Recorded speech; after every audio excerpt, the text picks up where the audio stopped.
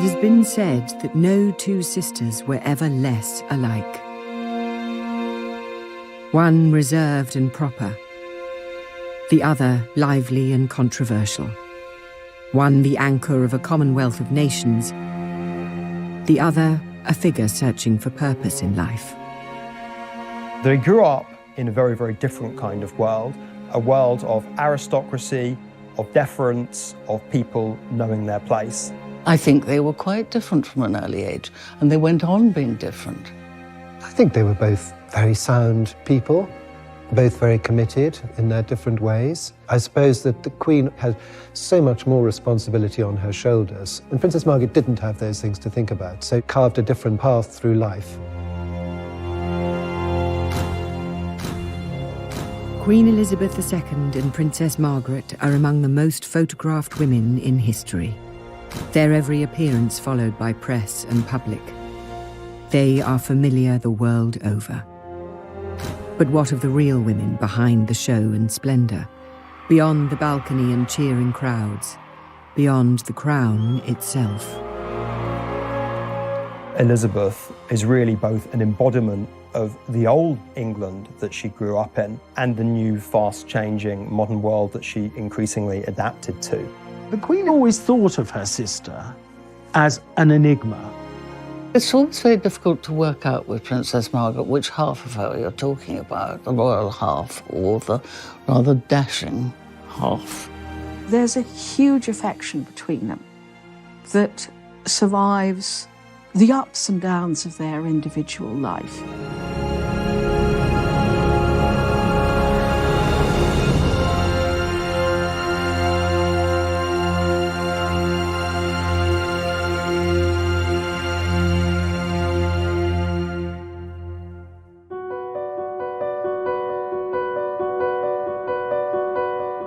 The contrast between the sisters was there from the beginning.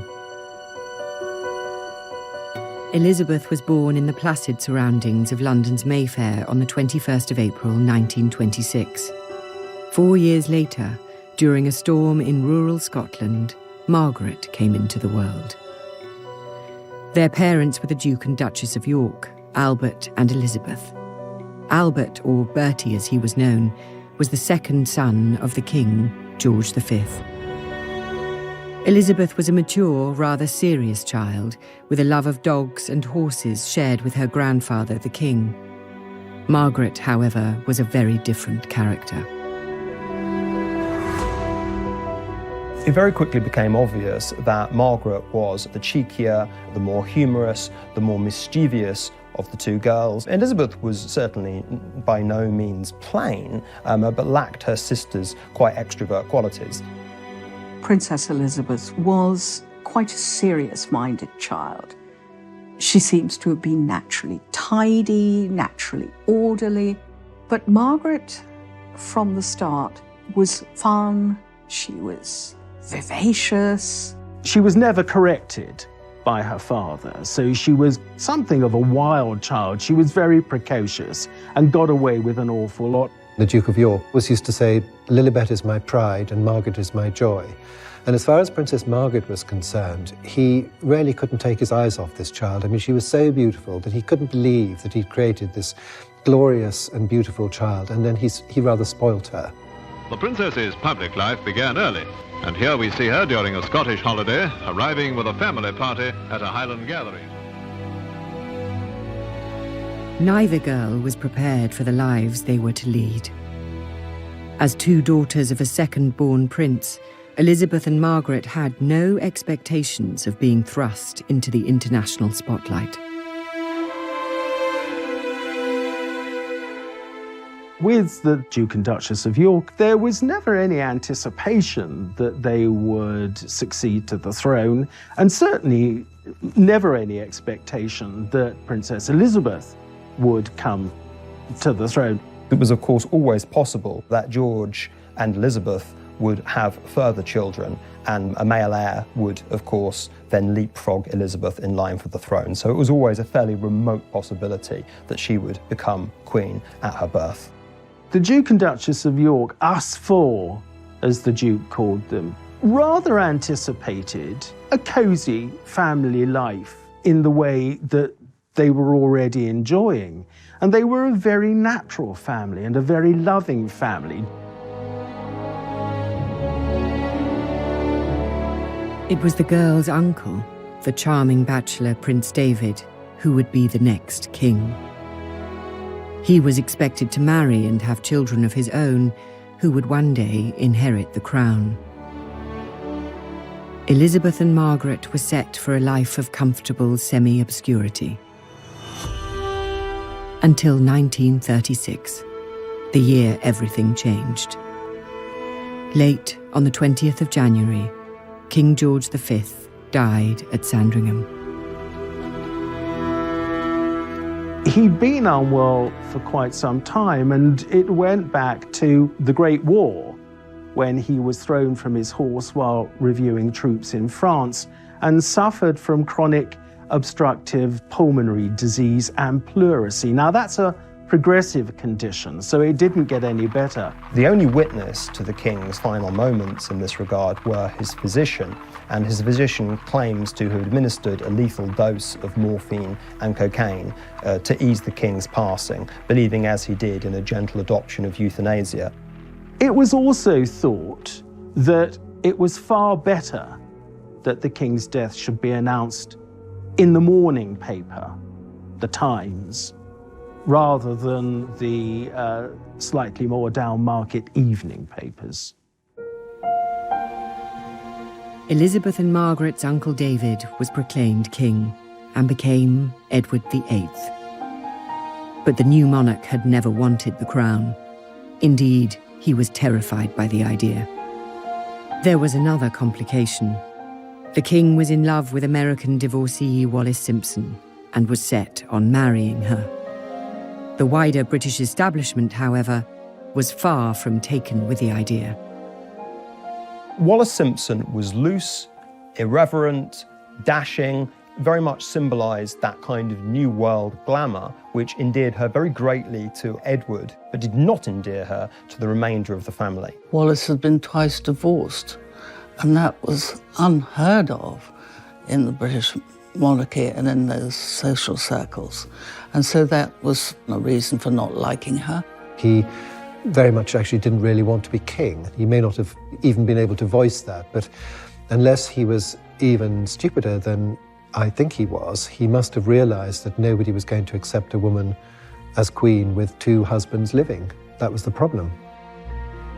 The secular head of state is also the supreme governor of the Church of England. He was about to go through a coronation ceremony that is very similar to the kind of consecration that a priest goes through. Anointed with holy oil, with water, it's a dedication. For such a clear hypocritical breach to exist as him marrying a divorcee would, especially in the context of these times, have been wholly unacceptable. I don't think he took at all well to being monarch. I think he didn't have the patience for it. His own grasp of detail, particularly in regards to the empire, particularly in regards to the industrial disputes which were enveloping the country, really left quite a lot to be desired. Indeed, it is said that George V predicted, rather darkly, that if Edward became king, he'd ruin himself within a year. A constitutional crisis was gripping Britain. The public were unaware, the press was muzzled, and the king's affair kept secret. Finally, unable to renounce the woman he loved, the king gave up his crown. On December the 11th, 1936, Edward abdicated. He had been king less than a year. It was a shock. It was seen, I think, popularly as a dereliction of duty. There were those who thought Edward should stay and should be allowed to marry Wallis Simpson, and there were those who just thought this man is a waste of space and he's got to go. And Wallis Simpson, let's say, saved the monarchy from a man who would have been a pretty awful king. A crowd gathered outside Bertie's house in Piccadilly. The new king's family had moved out of their home into the vast and cold magnificence of Buckingham Palace. The lives of Elizabeth and Margaret were transformed. Elizabeth was now next in line to the throne. The training for her future role began at once.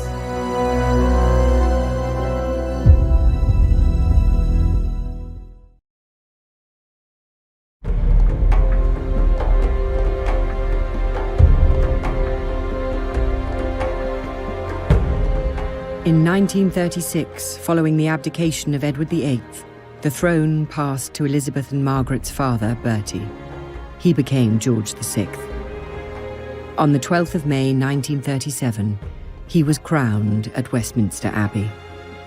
George was wholly unprepared for being king. He himself said that it was like a lamb being led to the slaughter. There was an established convention of not using first Christian name, but using middle names to rule under, and he chose George simply because within the Hanoverian tradition there had already been 5 Georges, and of course the previous monarch was called George II, and he wanted very much to embody stability after the chaos and confusion of the abdication crisis. The Duke of York realised that he might have to step forward and become king without having had any experience at all of state papers, any of the training that his brother had had. He went in absolutely cold.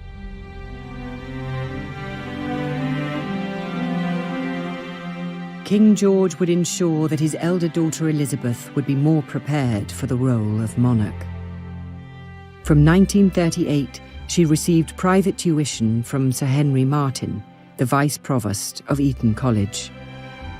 Her father explained the nature of the official dispatch boxes that were the monarch's everyday duty. Margaret was excluded. The sisters' once identical upbringing was diverging. That expectation of being well educated does not extend to Margaret, who continues to be educated as a well-mannered, accomplished girl who was expected to go on and marry. So singing, piano lessons, French conversation become important, but not constitutional history, not the hard lessons of theology. They were still loving sisters with the same bond that they always shared. This was a very definitive event which exacerbated early tendencies that the girls may have already had. Elizabeth to duty and Margaret to frivolity and maybe being slightly outside of the really important cockpit of constitutional decision-making. Beyond the girls' classrooms, the world was in crisis. The aggression of Nazi Germany had sparked a new conflict in Europe. It was suggested that Elizabeth and Margaret be evacuated for their own safety. They weren't moved overseas simply because it was thought very important to send the right kind of message, to send the message that the royal family was not running from the threat of Nazi Germany and everyone would very much remain in post. The king needed the Queen to be with him. She wasn't going to leave, and the daughters weren't going to leave. They were all basically going to stay together. And it was actually a very powerful message. The images that were coming out of Germany were all sort of nasty pictures of people stomping around in black uniforms and raising their arms and shouting. What did you get from England? You got Queen Elizabeth in a pony cart with the 2 princesses bicycling behind her. I mean, which would you prefer? Because of events and invasions going on in Europe, the Queen said that it would be a good idea to take the princesses to the greater security of Windsor Castle for the rest of the week. And as Princess Margaret said, we were supposed to go for 5 days and we stayed for 5 years. The castle seemed forbidding at first. Its fineries had been put into storage. The blackout shrouded it in darkness. But though tremors caused by explosions in London could be felt in the castle, the girls were safe. As the war progressed and the sisters grew, Elizabeth took on more and more public responsibilities. After she turned 18 in 1944, she joined the Auxiliary Territorial Service as a mechanic and driver. Princess in overalls. Elizabeth is in the ATS, or British WAC, and at the King's request, is being treated just like any other trainee. Now, visited by her parents and sister Margaret Rose at a training station in southern England, she shows them she knows a fan belt from a spark plug all right and isn't afraid to get her hands dirty. The Women's Auxiliary Army Corps and the ATS were much more for ordinary girls. And so I think it was intended to send a message that the royal family was not so different. They were not elitist in an unpleasant way. Elizabeth learned how to drive an ambulance, learned how to be a mechanic, indeed even learned how to fire a revolver. These were, of course, propagandistic tokens, but nonetheless, a pretty young princess chipping in with the war effort was definitely designed to boost national morale. I think it was very, very much appreciated by the public and by her. She loved it. She loved learning to drive, how to deal with combustion engines and all this kind of thing. It was just up her street. While the war brought her closer to the public gaze, it also brought her love. And for this sensible, pragmatic girl, her choice was unexpected. In July of 1939, when the Queen was just 13 years of age, she inspected a Royal Naval College at Dartmouth, and one of the young officers she was introduced to was this dashing, handsome Prince Philip. I think it is fairly plain that the extremely good-looking, extremely charming, extremely glamorous Prince Philip caught the eye of Elizabeth, and that her jaw dropped. 3 years later, the couple spent Christmas together while Philip was on leave from the Navy. They then began exchanging frequent letters. But Elizabeth's parents, the King and Queen, did not approve. The king had his doubts about Philip. There was the feeling within the royal family that all of this was too much too soon. The thought of somebody coming and taking away his daughter at the young age of 21 wasn't, I suspect, totally appealing, as it wouldn't have been maybe to many a father. We must remember that Elizabeth set her eyes on him for the first time at the age of 13, and there was an acknowledgement, even then when people generally got married a great deal earlier than now, that this might just simply be a girlhood crush that would blow over.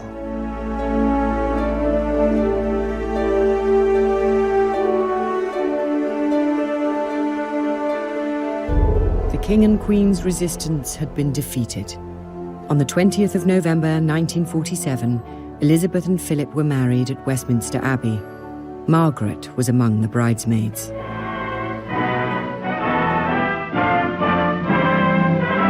Elizabeth and Philip take their places on history's pages. To the stirring strains of Mendelssohn, they march as man and wife toward the west door amidst nearly 3,000 invited spectators.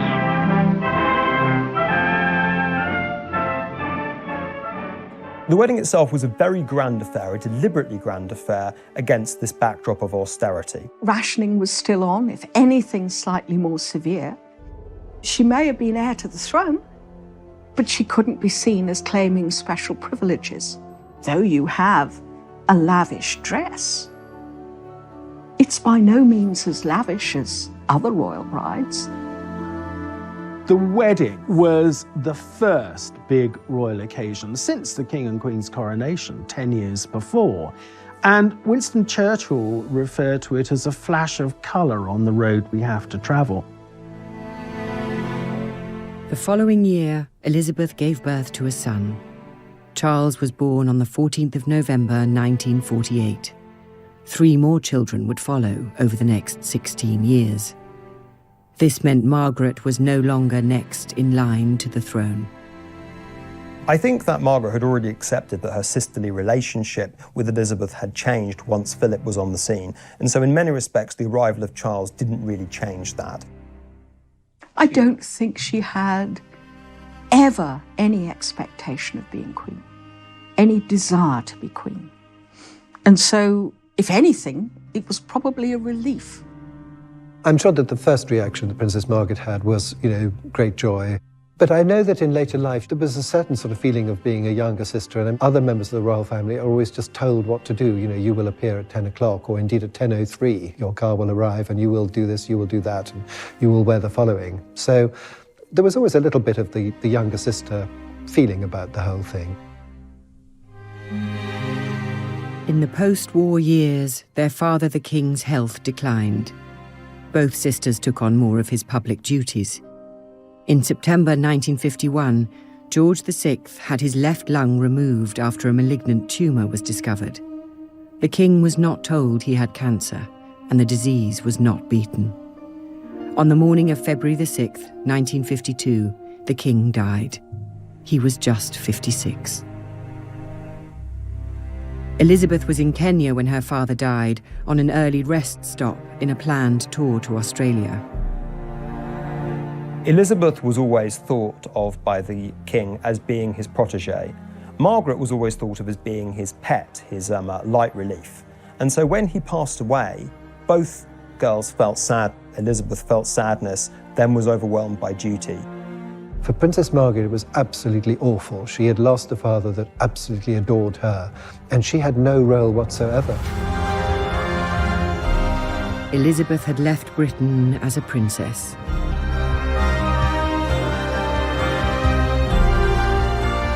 She returned as its queen. But what did the future hold for Margaret?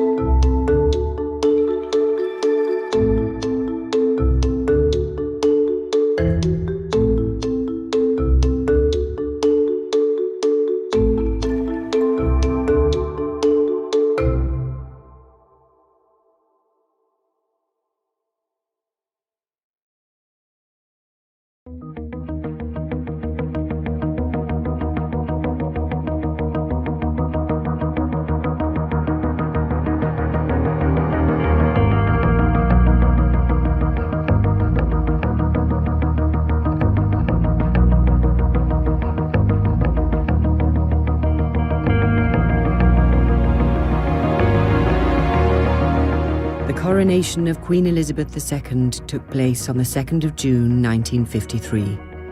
It was a lavish affair. Westminster Abbey had been closed for months as preparations took place, and on the day itself, millions thronged the streets of London.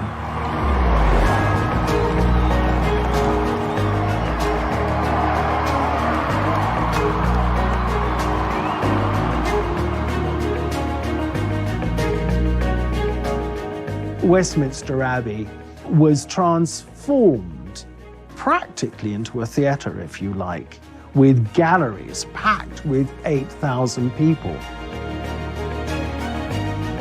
The coronation was to be an end to austerity. It was to inaugurate as the new Elizabethan age. It was designed really to reaffirm Britain's status in a post-war world which had been turned upside down. A very glamorous young queen was there to optimistically lead the British people into the future. I do remember Coronation Day quite well because my father had tickets for some seats near Admiralty Arch through the army. He was in the army. And I remember sitting there and seeing the guests in their carriages coming towards Admiralty Arch, where Churchill came along. And I remember opposite us, his furious face sticking out of the window, glaring at the traffic jam in front of the arch. The coronation itself was the same ancient ceremony unchanged for centuries, but there was at least one touch of modernity. It was the first to be televised. Not that many ordinary people owned televisions. Britain was still mired in post-war austerity. Some goods were still rationed 8 years after the defeat of Germany, and on the international stage, Britain was declining as an imperial and military power. Nevertheless, the nation celebrated. Yet behind the pomp and glamour of that day lay family grief, disputes and scandals just waiting to explode. In the middle of preparations for the coronation, Margaret stunned Elizabeth by informing her that she wished to marry. Her desired husband was a man named Peter Townsend. He had been a wartime flying ace and had flown more than 500 missions and been shot down twice in the process. During the war, George VI decided that he would honour servicemen who distinguished themselves and would have them as a query for periods of 3 months. Recommended was the much decorated RAF fighter pilot, Group Captain Peter Townsend. Townsend and the King got on so well together. It is said the King referred to him as the son I never had, that the idea of a 3-month period in waiting as a query just went straight out of the window. After the King's death in 1952, Townsend's job disappeared, but the family did not wish to lose him. He was invited to join the Queen Mother's household as controller, a role he accepted. All the girls at Buckingham Palace and all the girls that were around the court rather took a fancy, took a shine to this guy. But the one who really fell in love with him was Princess Margaret. You can understand, perhaps, at that moment, having lost her father, she turned more to him than was perhaps advisable. He was there when her father died. Part of the inner circle of royal aides and servants who helped to comfort Margaret. After all, Margaret was devastated by her father's loss. This was a man who'd been close to, who'd been liked by her father. He was also, like her brother-in-law, a hero, and people liked heroes. It was still an age when we built heroes up.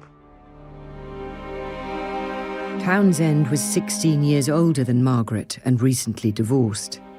While these facts did not trouble Margaret, others were less happy. Well, there was opposition to the relationship for one simple reason, that he was already married, and he had a wife and he had 2 boys. Divorced people not really allowed to have a social life. And I think that sadly, that was what happened. He was quite a bit older than her, but I don't think that would have mattered. Under a law of 1772, all members of the royal family had to have the sovereign's permission to marry. Elizabeth was sympathetic. She could see the love between the couple, but she asked Margaret to wait until the coronation was out of the way and everything had settled down. Margaret left the meeting with her sister feeling hopeful. But when Elizabeth spoke to her private secretary, Sir Alan Lascelles, he was horrified and urged Elizabeth to send Townsend abroad. Elizabeth was caught between love for her sister and her responsibilities to the legal and religious bodies she headed.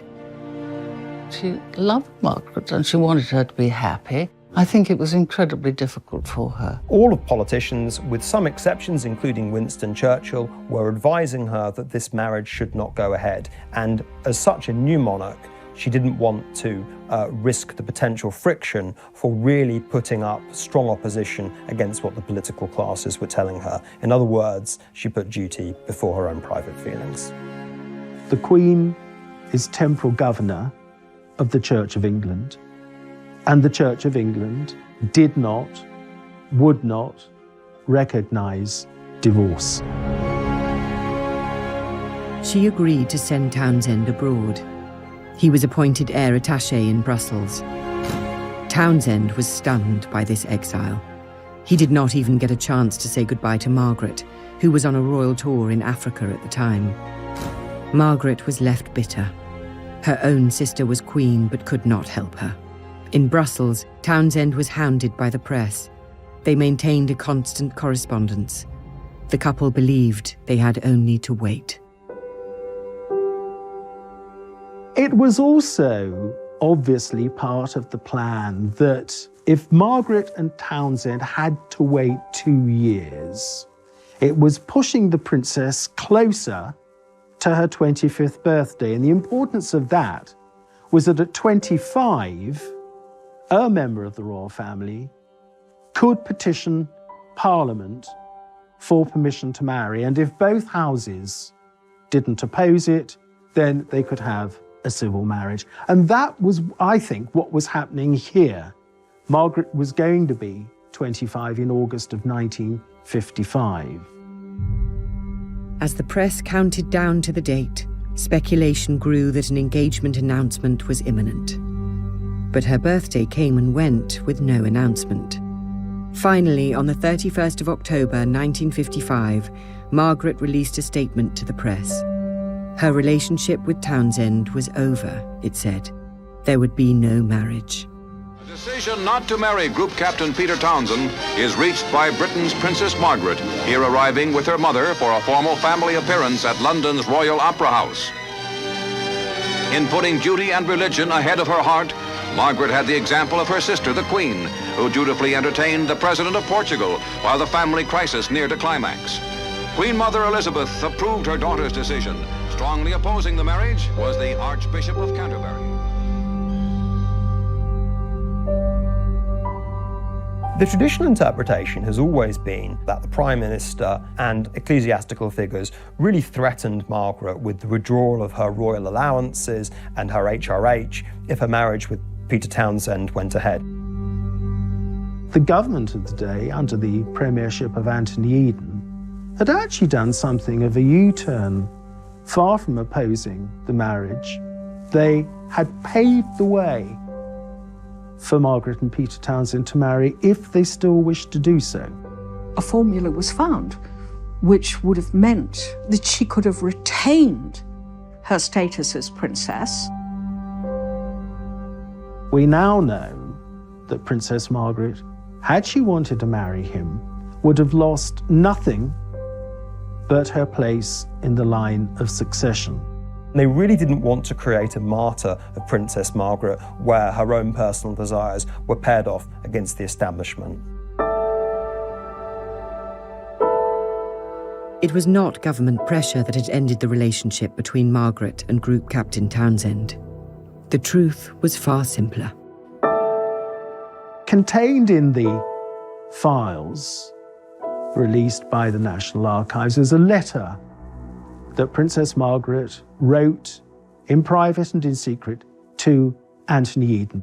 The crucial point of her letter was that she said, "It is only by seeing him that I can properly decide whether I want to marry him or not." The crunch is obviously that she had decided, and he also, no doubt, had decided that their love was no longer strong enough for them to marry. If Elizabeth hoped her sister would find someone more suitable, she was to be disappointed.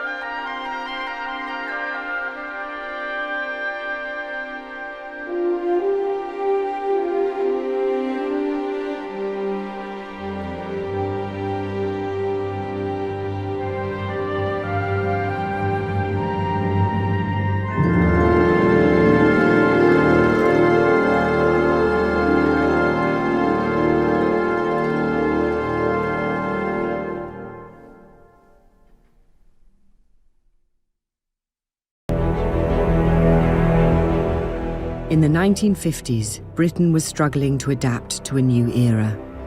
Its reign as a global power had passed. Foreign policy humiliation in the Suez Crisis had toppled Prime Minister Anthony Eden, and the country's diminished role on the world stage had been exposed. As sovereign, Elizabeth was a beacon of stability in such uncertain times. But, as ever, Margaret's role was less defined. She was an important adjunct in the 50s and early 60s to her sister, where she took on royal associated duties that freed Elizabeth up to do other things. Margaret became a very glamorous figure. She also started smoking in public, bringing out the characteristic elegant long cigarette holder, and was charged with doing things like opening hospitals, smashing bottles of champagne against ships in a very glamorous manner. Princess Margaret does have the reputation of having been a party girl, which of course she was.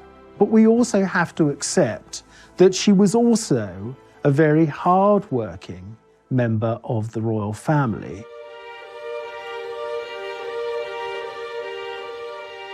In 1957, Margaret became president of the new Royal Ballet, a reflection of her lifelong passion for theatre and the arts. Nevertheless, she was nearing 30 and still unmarried. In 1959, Peter Townsend wed a young Belgian woman with a striking resemblance to Margaret. Just months later, the princess surprised many by announcing an engagement of her own. Anthony Armstrong-Jones was not the usual royal match. He was from a wealthy background, Eton then Cambridge, but he had no fine title or lands. He was a photographer. Margaret was really enjoying the fruits of some of the major social changes starting to appear in this era. She was starting to keep very non-aristocratic company, quite bohemian company. Lady Elizabeth Cavendish gave a dinner party in February 1958, which Tony Armstrong-Jones was one of the guests. And Princess Margaret had never met him before. I think the influence of Anthony Armstrong-Jones was really to introduce her to normality. She was smuggled on the back of a motorcycle, disguised in a headscarf and dark glasses, to Armstrong-Jones' rented flat in Rotherhithe Street. The princess said that it was the most romantic setting, and this was their bolt hole. It had a bay window overlooking the Thames. You looked to the right and there were the docks, and you looked to the left and there was a bend in the river, and you saw Tower Bridge and St Paul's Cathedral beyond it. And at high tide, she said, swans would look in.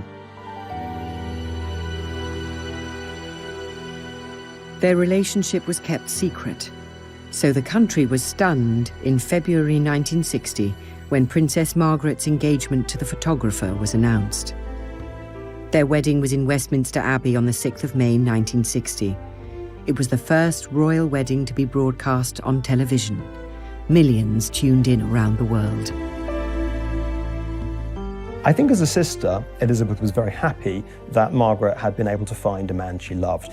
I think as Queen, even though Armstrong-Jones was not ideal, was not a society man at all, he was, given Margaret's status as a rebel, really about the best that they could hope for.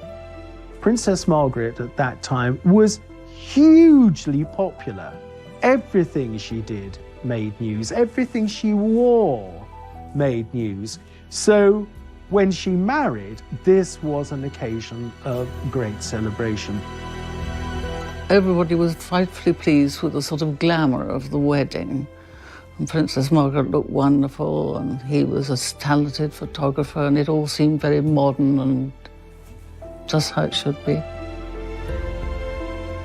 The whole thing really was a very, very beautiful occasion. I mean, I can remember being a young schoolboy, totally enthralled watching this on the television.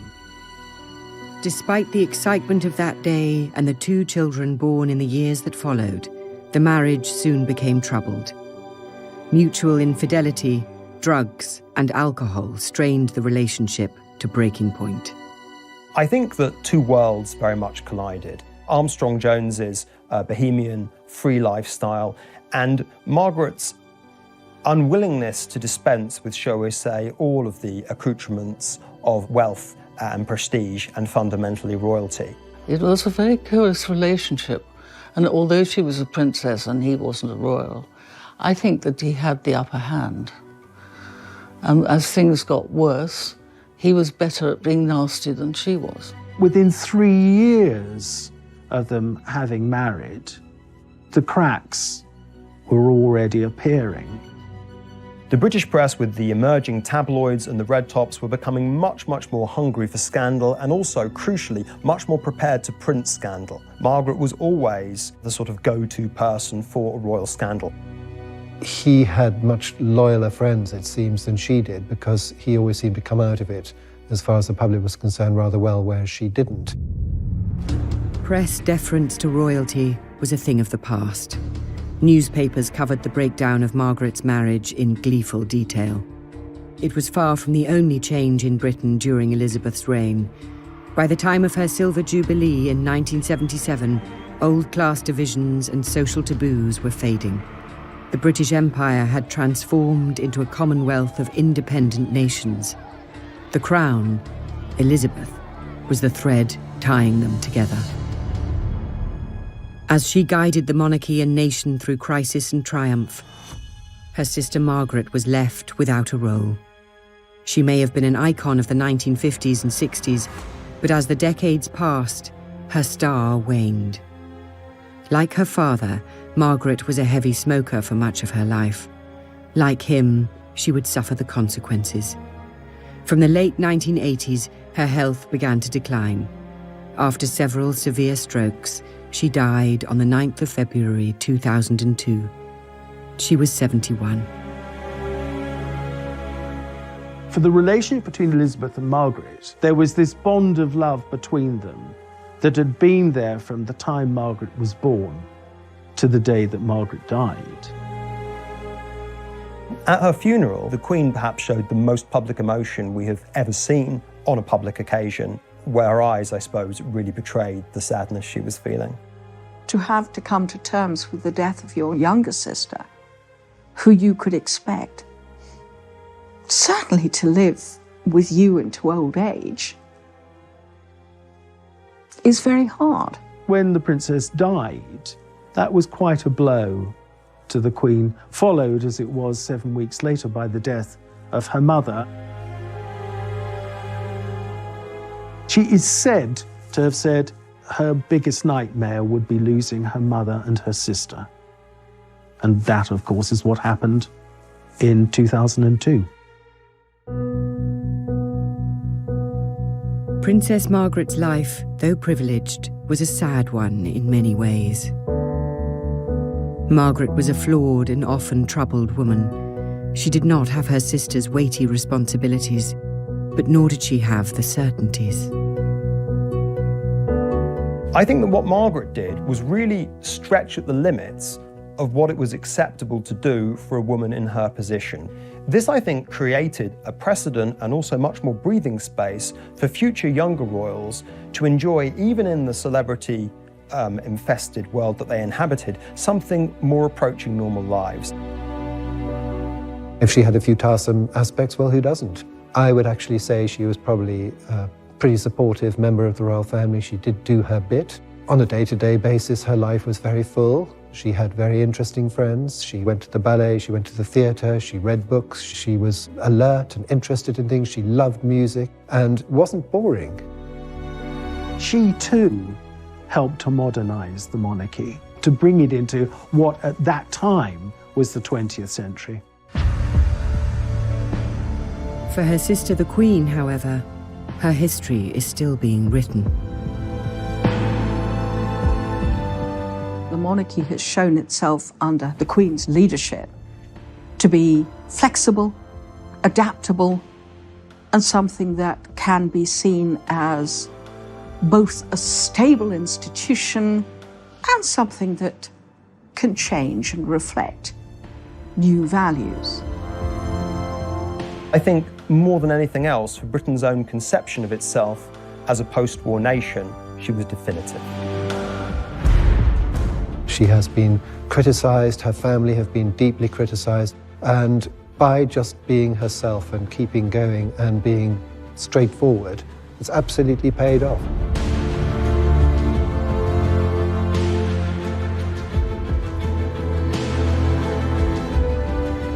The world they ended up inhabiting when they were a lot older, was one where the social class system had died and the mass celebrity and media age was dawning. In the case of Margaret, you could say that she was very much a product of that age that was unveiling. In the case of Elizabeth, she managed to be its architect.